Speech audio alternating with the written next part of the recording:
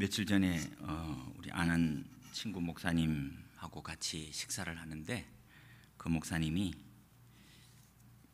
자기는 설교가 좀 부족해서 교회 점심을 신경을 좀 쓴다고 그래요.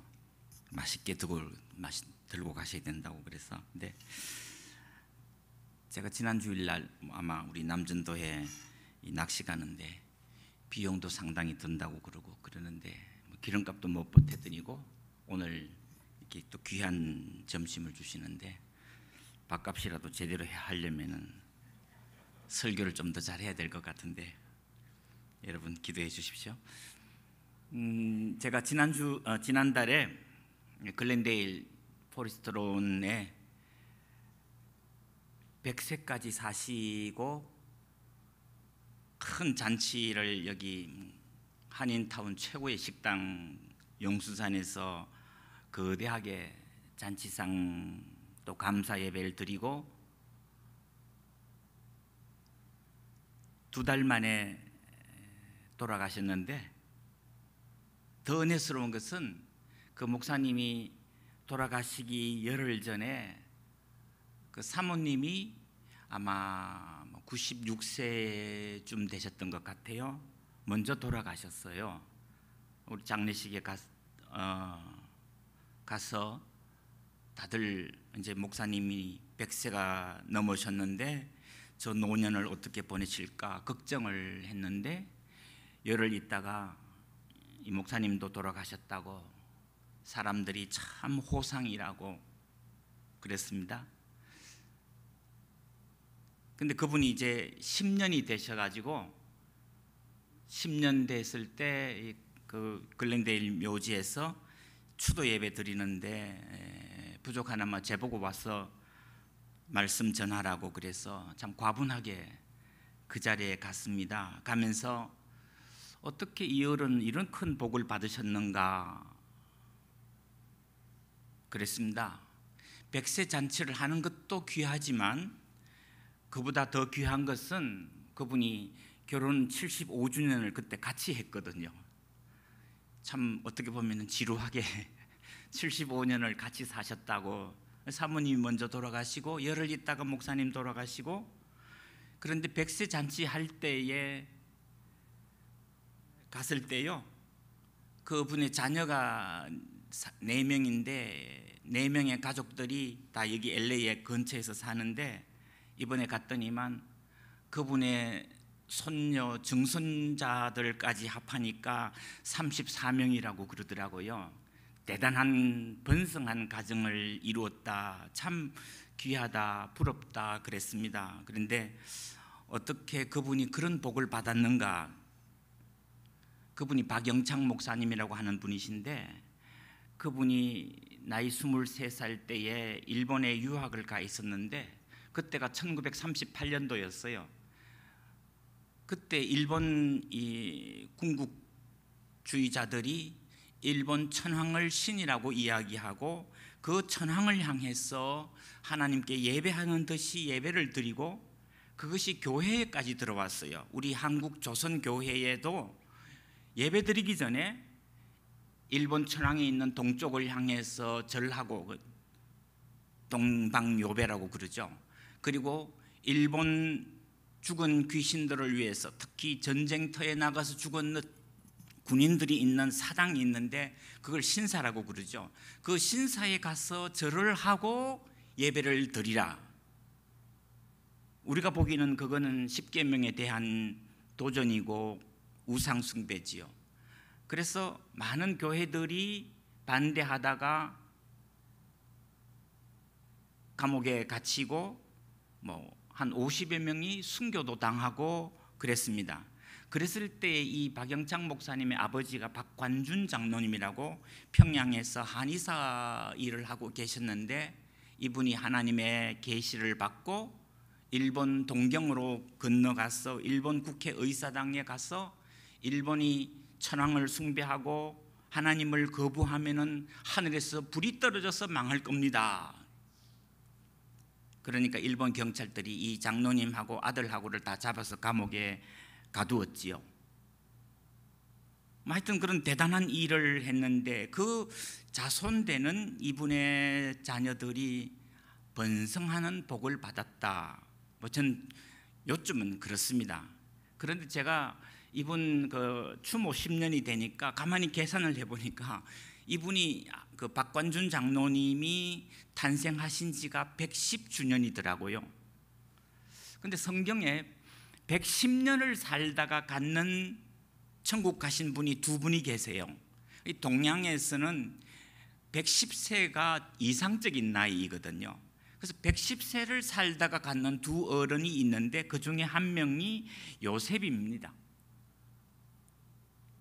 17살 때에 형님들에게 배신당해서 노예로 팔려서 에집트로 끌려갔고, 그리고 노예살이하고 감옥에까지 갔다가 마침내 바로 임금의 꿈을 기가 막히게 잘 해석을 해서 해몽을 해서 마침내 에집트의 국무총리가 되었고, 에집트뿐만 아니라 자기의 온 가문을 구원해서 마침내 이 야곱의 가족 70명이 에집트로 내려가서 큰 민족을 이루었던 기적 같은 이야기가 창세기에 나와 있는 거죠.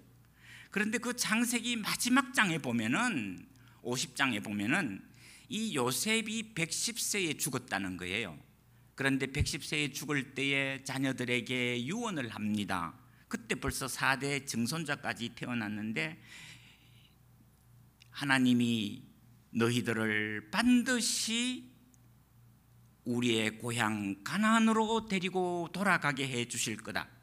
그랬을 때에 너희들이 내 이 죽은 뼈를 꺼내서 가지고 가나안 땅으로 가지고 가서 가나안 땅에 묻어 달라고 하는 것이 요셉의 마지막 유언이었습니다. 언제 되는데 그런 일이 언제 일어나느냐고요. 실제로 360년 후에 그러면은 한 10대쯤 내려갑니다. 될지 안 될지도 모르는 일이에요. 그런데 요셉이 반드시 하나님이 너희들을 번성하게 하고 이 에집트에서 살 것이 아니라 하나님이 우리에게 허락하신 젖과 꿀이 흐르는 가나안 땅으로 돌아가게 해 주실 거니까 그때 잊어버리지 말고 내 뼈를 꺼내서 다시 가나안으로 가지고 가라고 그랬어요. 그게 마지막 유언입니다. 그래서 출애굽기 13장에 보면은 진짜 이스라엘 백성이 엑소도스라 그러죠. 에집트에서 떠나가지고 가나안으로 가는데 이스라엘 백성들이 400년 전에 죽었는 자기들의 조상 요셉의 뼈를 꺼내서 그것을 가지고 광야 40년 동안을 헤맬 때에도 그거 잊어버리지 않고 가지고 가나안 땅으로 가지고 갑니다. 어떻게 100년 200년도 아니고 300년 400년 후에 일어날 일을 요셉이 내다보고 예언을 하고 유언을 할 수 있었는가? 더 중요한 것은 이스라엘 백성들이 그것을 잊어버리지 않았다는 겁니다. 부모님의 유언이 아니고 500년 300년 전에 자기들의 조상 요셉이 했는 유언을 잊지 않고 기억하고 요셉의 뼈를 찾아가지고 가나안으로 갔습니다. 광야 40년 동안 모진 고생을 했지요. 그리고 가나안 땅에도 그냥 들어가는 게 아니고 전쟁하면서 가나안 땅에 있는 거대한 가나안 족속들을 다 물리치고, 그것이 사사기서에 여호수아서에 나와 있잖아요. 16년 동안 전쟁을 하고 나서 가나안 땅에 있는 가나안 7족속을 다 몰아내고 난 다음에 이제 가나안 땅을 이스라엘이 다 차지했습니다. 완전히 차지하지는 못했지만 차지하고 났는데 이미 여호수아가 110세가 된 겁니다. 이 여호수아는 우리말로 하면 오늘 우리도 그 허락하신 새 땅에 그 찬송 불렀는데 우리말로 하면은 여호수아는 1.5세입니다. 그러니까 이스라엘 1세들은 가나안 땅에 들어가기 전에서 광야에서 40년 동안에 다 죽었어요. 그리고 광야에서 태어나는 자손들은 완전 2세입니다. 가나안 에집트에서 있었던 일이 어떤 일이 있었는지를 몰라요. 그런데 그 중간에 에집트도 알고 있고 광야 생활도 알고 있는 사람들을 보고 우리가 1.5세라고 그러잖아요. 지금 한국도 알고 미국도 아는 1.5세들이 우리 있잖아요. 우리 오늘 남전도에도 여러분들 계시는데 그 1.5세인 이 여호수아가 이제 가나안 땅에 들어가서 이스라엘 백성들에게 성경을 가르치고 이야기를 하다가 이미 나이가 110살이 된 겁니다. 그래서 이제 죽을 때가 됐어요. 그랬을 때에 드디어 가지고 온 요셉의 뼈를, 요셉 지파가 살고 있는 그 에브림 땅에 큰 상수리 나무가 있는데 그 상수리 나무 아래에다가 돌비석을 세우고 그 아래에다가 400년 전에 죽었는 요셉의 뼈를 묻는 일을 하면서 이스라엘 백성들에게 다시 한번 하나님의 말씀대로 살아왔던 결과 우리 민족이 복을 받았고 우리가 이렇게 가나안 땅에 도착했고 이렇게 번성해 가는데 너희들도 요셉을 보아라. 그리고 나를 보아라. 두 사람 다 뭐예요? 110년을 하나님의 보호하심 속에서 살았다. 그랬더니만 하나님이 이렇게 복을 주셨다. 그것을 유언으로 남기면서 마지막 하나님 나라에 들어가는 것이 여호수아의 마지막 사역이었어요. 그렇게 당부했는데 어떻게 오늘 우리가 한 두세 가지 생각해 보고 싶었던 부분이 어떻게 오늘 이스라엘 백성들이 지금 전 세계적으로 뭐 한 1,500만 명밖에 안 돼요. 특히 이스라엘 사람들은 2차 세계대전 때에 히틀러한테 600만 명이 다 깨서 실로 끌려가서 죽었잖아요. 비참하게 죽었잖아요. 지금도 죽잖아요. 그런데 1,500만 명밖에 안 되는 이스라엘이 어떻게 오늘 세계의 가장 위대한 민족으로 우리들 속에 있고 모두들 다 유대인을 본받아라. 우리 한국 사람들도 뭐 제2의 유대인이다, 뭐 동양의 유대인이다, 뭐 그렇게 이야기하는데 우리는 뭐 아직 노벨상 한 명밖에 못 받았는데 세계에서 노벨상 제일 많이 받았는 민족이 이스라엘 민족이잖아요. 뭐 미국에 살고 있건 어떻게 하든지 간에 하여튼 그런 큰 업적을 이룰 수 있었던 이유가 무엇인가? 우리도 어떻게 하면은 이스라엘 사람들처럼 복받는 민족으로서 또 자손들로 살아갈 수 있을 것인가 하는 것이 오늘 우리가 한 번 더 생각해 보고 싶었던 부분입니다. 이스라엘 백성들이 어떻게 아버지의 꿈이 아들에게 전수되고 그 아들의 꿈이 손자에게, 손자의 꿈이 증손자에게, 그래서 수백 년 동안 내려가도록 오늘 설교 제목이 아버지의 꿈이 아들의 꿈이 되는 천년의 유업, 천년의 약속이에요. 그럼 실제적으로 천년 아니라 지금 뭐 수천 년 동안 이스라엘 백성들이 그런 복을 받고 살 수 있었는가? 그것이 오늘 우리가 생각해야 될 부분입니다. 이스라엘 사람들에게 있어서 정말로 자기들이 어떻게 그런 복을 받을 수 있었는가? 그 가나안 땅으로 들어갈 수 있었던 것, 지금 자기들이 에집트에서 살고 있고 종으로서 살고 있지만은 핍박을 당하고 있지만은 2차 세계대전 때에는 히틀러한테 끌려가서 600만 명이 몰살을 당하는 그런 속에서도 자기들은 한 가지 잊지 않은 일이 있었습니다. 자기들에게는 보호자 하나님이 계신다. 하나님이 계시기 때문에 우리는 넘어져도 일어서고 쓰러져도 다시 일어설 수 있고 멸망당하는 것 같은데도 다시 살아날 수 있는 불굴의 정신을 가지고 있는 민족이 바로 우리 민족이다라고 하는 것이 있었는데 그것이 말로만 그런 게 아니잖아요. 요셉이 노예로 살았지만은 꿈을 놓치지 않았다. 어떻게요? 나는 절망하지 않는다. 그럴 수 있었는가? 아니잖아요. 시편에 보면은 하나님의 말씀이 요셉을 바로 세웠다. 감옥에 갇혔을 때도 절망하고 나는 이제 끝났구나, 다 됐구나 포기하지 않고 하나님의 말씀을 의지해서 살았다. 그랬더니만 감옥에서도 기적같이 풀려나는 역사가 일어나고 일개 죄수가 애굽의 총리 대신이 되는 위대한 일들이 일어났구나. 그게 뭐냐? 하나님의 말씀이 있었다. 시편 40편 말씀에 보면은 이런 말씀이 있습니다. 주께서 내 귀를 통하여 내게 들려주시기를 그러는데 그 말이 직역을 하면은 하나님께서 내 귀를 뚫어서 하나님의 말씀을 들려주셨습니다. 그렇게 했는 거예요. 우리 속담에 소귀의 경읽기 그런 말 있지요. 소 옆에 가서 아무리 좋은 말씀을 이야기를 해도 소가 듣지를 못하는 거예요. 그러니까 헛수고한다는 그 말이죠. 그런데 시편 40편에 나와 있는 이 말씀, 주께서 내 귀를 파서 하나님의 말씀을 들려준다는 말은 이 귀가 막혔는데 하나님의 음성이 아무리 이야기돼도 들리지를 않아요. 시편에 보면은 하나님이 천둥을 보내셨을 때에 그것을 하나님의 음성으로 들을 수 있는 사람이 복된 사람입니다. 바닷가에 가서 파도 치는 소리를 보면서 하나님이 다스리신다는 것을 깨달을 수 있는 사람이 복된 사람이지요. 그런데 귀가 막혔는데 하나님의 음성이 들리나요? 안 들리지요. 그러면 어떻게 해요? 귀를 뚫어야 돼요.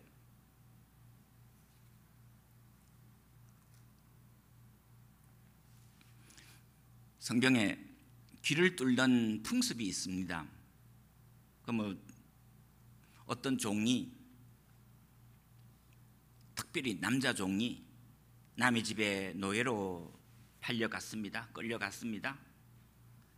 그런데 그 종이 그 집에서 열심히 일을 하다 보니까 그 주인이 이 종을 보고 너무 기특한 거예요.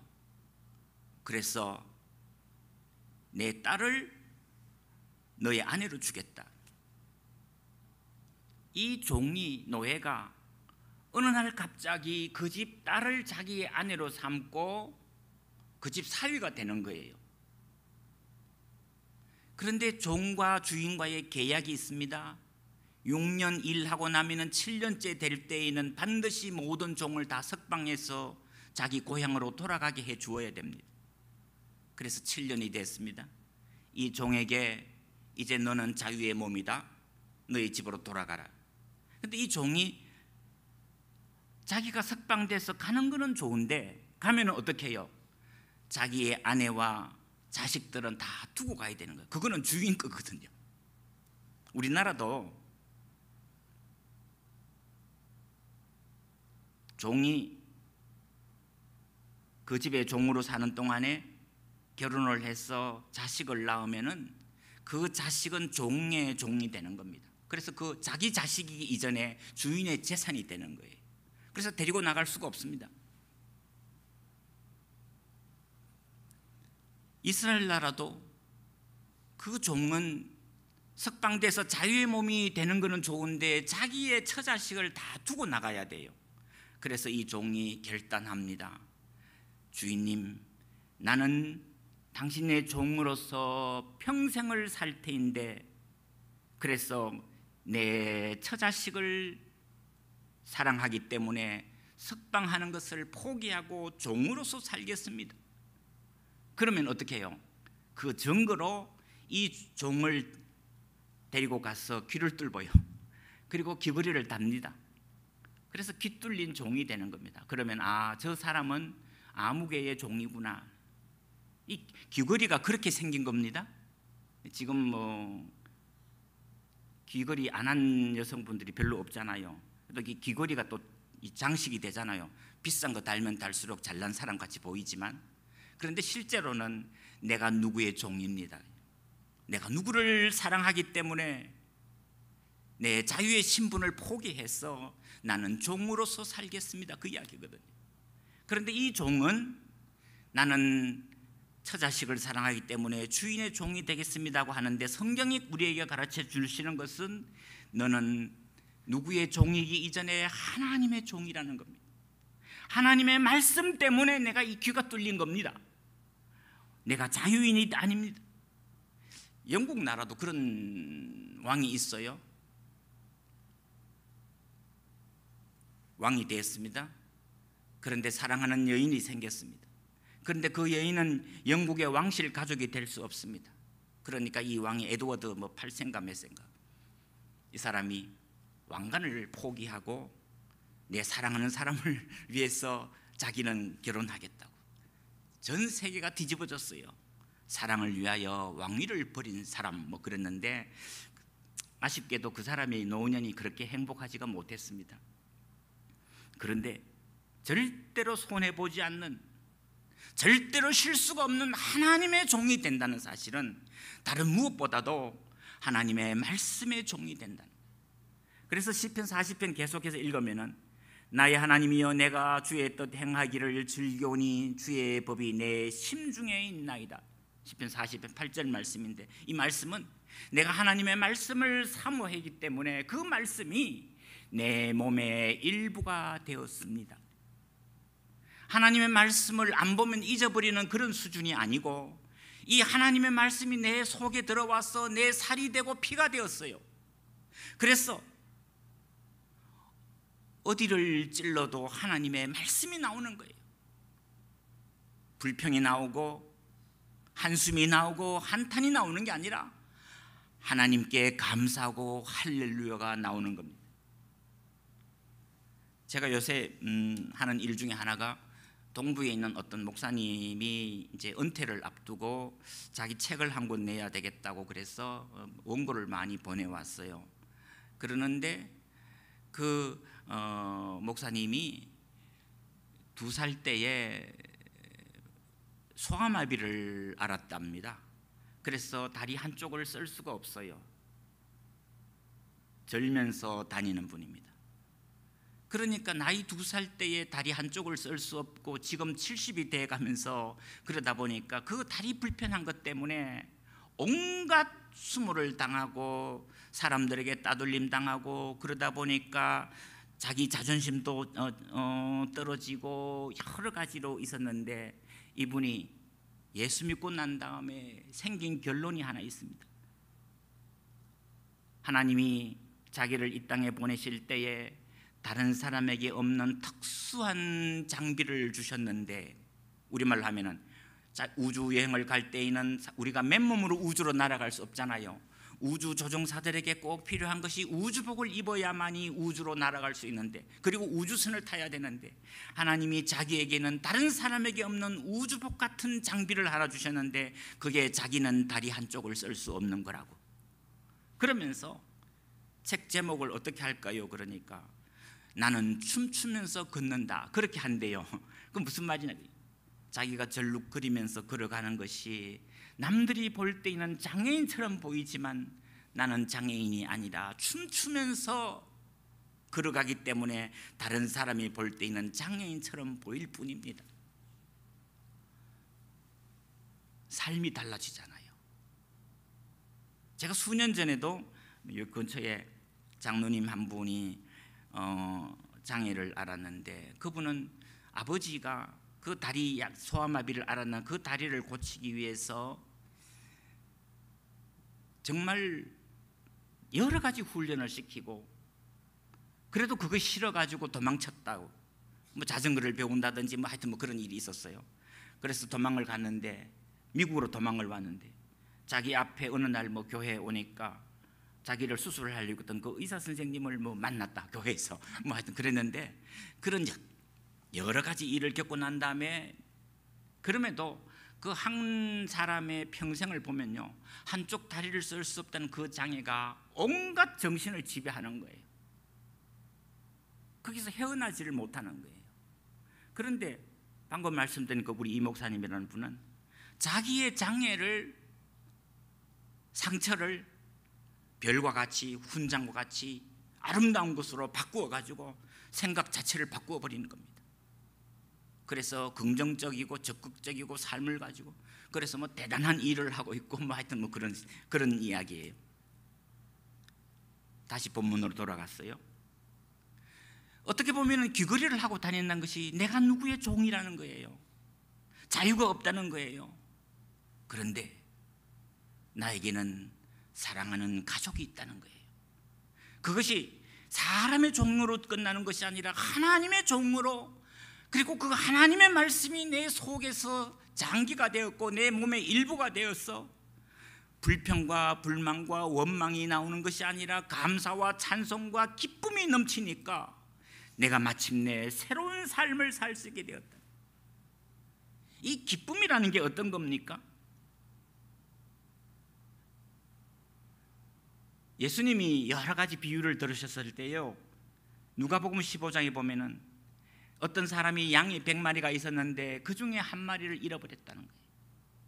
그런데 양 100마리 중에서 앞장서서 가고 튼튼한 양이 잃어버리겠습니까? 아니지요. 그 뒤에 좀 못난 양이, 속도가 떨어지는 양이, 딴짓하는 양이 잃어버리는 겁니다. 그런데 목자가 돌아와서 양을 카운트를 해보니까 100마리가 안 돼요. 99마리예요. 그 한 마리 있어도 그만, 없어도 그만이에요. 그런데 그 양을 사랑하는 목자는 99마리 양을 두고 그 한 마리 양을 찾아서 온 들판을 헤매고 있었다는 겁니다. 그래서 그 한 마리 양 골짜기에서 떨어져서 있는 그 양을 찾아서 끌고 오는 것이 아니라 예수님 말씀에 어깨에 메고 즐거워하면서 왔다는 거예요. 성경에 없는데 어깨에 메고 즐거워하면서 돌아와 보니까 도둑놈이 와가지고 양 10마리를 훔쳐가 버렸어요. 이 양, 지지리도 못난 양 한 마리 때문에 튼실한 양 10마리를 잃어버렸어요. 그 목자가 그거 모르겠어요? 그런 위험이 있음에도 불구하고 이 목자는 그 놓친 한 마리, 있어도 그만 없어도 그만 못생긴 양을 놓치기 싫어서 어깨에 메고 찾아서 기뻐하면서 들어와서 온 동네 사람들을 다 불러 모아가지고 기뻐하고 즐거워하라 그랬다.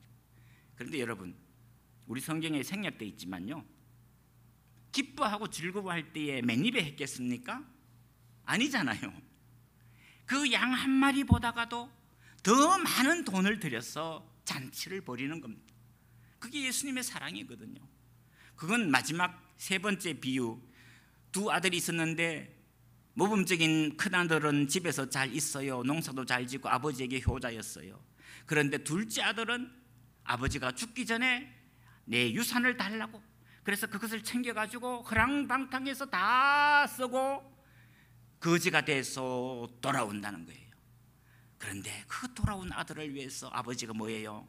이 아들은 잃었다가 얻었고 죽었다가 살았다고 그런 이야기예요. 그래서 온 동네 사람들을 불러가지고 잔치를 벌리는 겁니다. 그런데 그 잔치 벌리러 온 손님들이 뭐라고 이야기해요? 이 집 주인은 좀 정신이 나간 사람이요. 그렇지 않습니까? 나가서 허랑방탕해서 재산 다 잃어버리고 효도하지 않고 나쁜 소문 들리고 아버지 자존심의 명예에 먹칠을 했는 그 아들이 돌아왔는데 자기의 전 재산을 들여가지고 잔치를 거대하게 성대한 잔치를 벌린다는 것이 하나님의 사랑이다. 유명한 이야기 있습니다. 사랑은 낭비입니다. 정말 좋은 잔치를 벌릴 때에 내 가지고 있는 재산이 아까워서 조금만 내가지고 깨지지하게 좁쌀 같은 잔치 벌리는 그 아버지는 사랑하지 않는 거예요. 죽었던 아들 잃어버렸다가 다시 찾은 아들을 찾기 위해 가지고 데리고 왔어요. 그런데 그 아들이 돌아온 것이 너무 기뻤어. 너무 기뻤어. 네덜란드 화가 중에서 렘브란트라고 하는 사람이 있는데 그 사람이 그 탕자의 귀향 그러는 그림을 하나 그렸거든요. 그런데 그 그림을 해설할 때에 뭐라고 이야기하느냐 하면은 그 거지 아들을 부둥켜 안고 있는 아빠의 손을 보면은 한쪽은 분명히 근육이 있고 털이 나는 남자의 팔이에요. 그런데 다른 한쪽은 연약하고 가냘픈 여자의 팔을 그려놨어요. 한 아들이 살아가는데 아빠의 엄격한 사랑만 필요한 것이 아니라 엄마의 연약한 것이 필요하고 섬세한 것이 필요하고 가슴 다친 것을 열어줄 줄 아는 엄마의 사랑이 필요한 것이다. 하나님의 사랑은 이 모든 것을 감싸고 있다. 그것이 오늘 우리 하나님이 우리에게 베풀어 주신 사랑이다. 그 하나님이 내게 대해서 말씀하신다.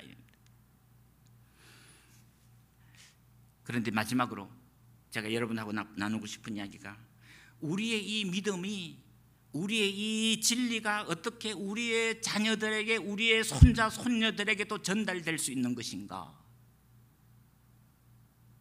참 저도 요새 참 실수가 많았다, 허물이 많다.